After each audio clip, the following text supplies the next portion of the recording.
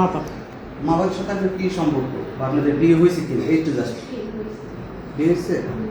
ওনাকে তো নিজে স্বীকার করলো যে আমাদের গ্রুপটা আছে, উনি না করলো যে ওনার কোনো বিয়ে হয়নি আপনার সাথে। তাহলে বিষয়টা কেমন হলো? আপনি বলতেছেন বিয়ে হয়েছে, উনি বলতেছে না বলতেছে। তাহলে বিয়ে হয়েছে কাগজপত্র দেখান। তাহলে কি প্রমাণ করবো? তাহলে এখানে পুলিশ আনবো আমি? তাহলে পুলিশ এসে যাচাই বাছাই করবে। আমরা তো সাংবাদিক কোনো হ্যারাসমেন্ট করতে পারি না। তাহলে পুলিশ ফোন দিয়ে দেই, পুলিশ দেবে। তাহলে সত্য যেটা সেটা বলবেন আপনি। উনি বলে এক কথা, আপনি বলতেছেন এক কথা, তাহলে কেমন হলো? এখানে তো দুই কথা হচ্ছে না। অবশ্যই হচ্ছে, আমাদের প্রুফ আছে। দুই কথা হচ্ছে না। তাহলে প্রমাণ দেখান। আসলে আমার কাছে এখন এই মুহূর্তে কোনো প্রুফ নাই। তাহলে থানায় আপনার যেতে হবে। তাহলে থানায় আমি ফোন দেবো এখন। না ভাইয়া, থানায় ফোন। তাহলে বলেন সত্য যেটা সেটা বলতে হবে আপনাকে। যদি সত্য বলেন, আপনি কথা দিয়ে গেলাম এখানে, আপনি কোনো কিছু হবো না।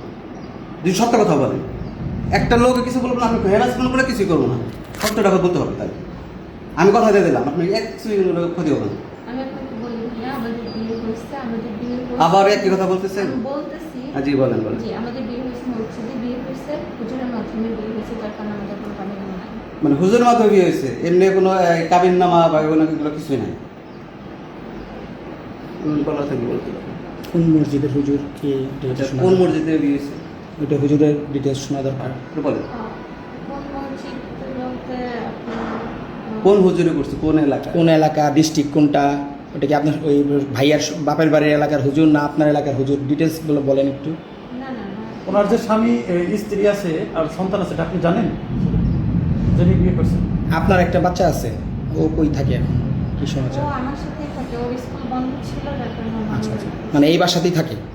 আপনার কথা হলো আপনি হুজুর দ্বারা বিয়ে করছেন, কাগজপত্র কোনো কিছু নাই, ডকুমেন্ট অনুযায়ী কিছু নেই, তাই তো?